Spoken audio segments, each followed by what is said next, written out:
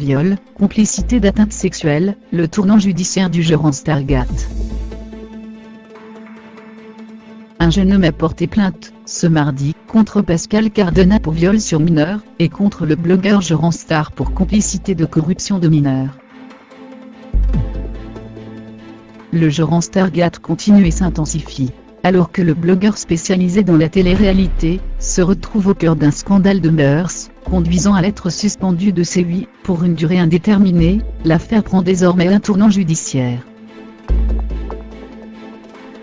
Ce mardi, un jeune homme prénommé Anouar, 18 ans, a porté plainte contre un homme surnommé Babybel Pascal Cardona, salarié de France Bleu pour viol sur mineur, révèle l'Aube. Une information confirmée à l'Express.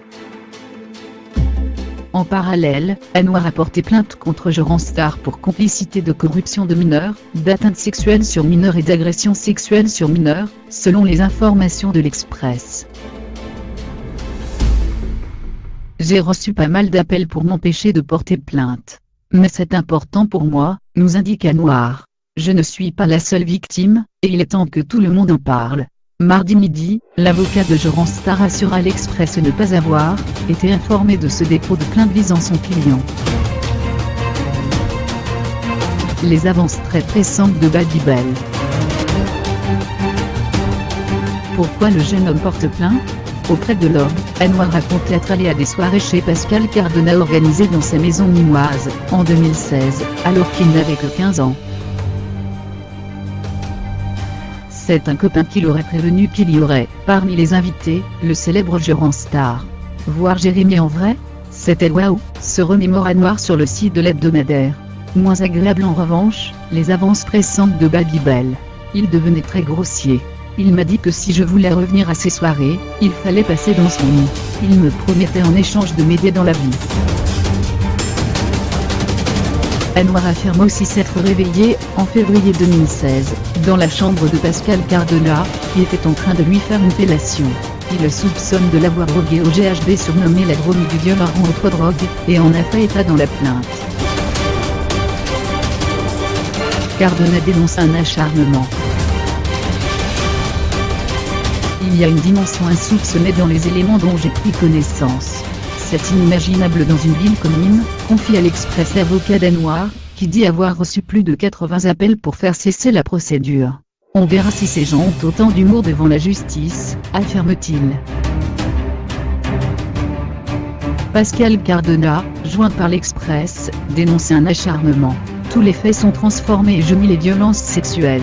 Je n'ai jamais commis d'acte répréhensible, assure-t-il par SMS. Cette opération d'acharnement sans précédent est entre les mains de la justice, seule habilitée à rétablir les vérités. Le gérant Stargate n'existe pas, c'est un Cardonagate. Quant à gérant Star, il vit, selon sa conseillère en communication, un cauchemar. Il est victime d'une cabale, assure-t-elle à l'Express. Ce jeune homme a répété à plusieurs reprises qu'il souhaitait détruire gérant Star. Anouar est un affabulateur, il a piégé des proches de Jérémy en leur téléphonant, il s'est amusé à se faire passer pour un ami de Pascal Cardona pour enregistrer les conversations. Il a aussi donné le numéro de téléphone de gérant Star, ainsi que celui de Pascal Cardona sur les réseaux sociaux. C'est un opportuniste, il a ouvert une chaîne YouTube et un site qui s'appelle Netsco sur lequel il diffuse des communiqués de presse fantaisistes. Jérémy va porter plainte pour dénonciation calomnieuse.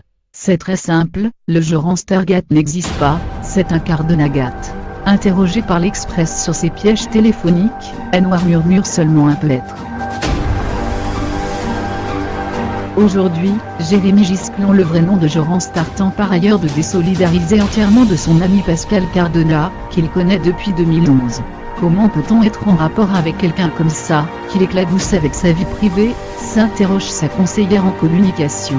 Jérémy ne peut pas se permettre d'interférer dans l'instruction.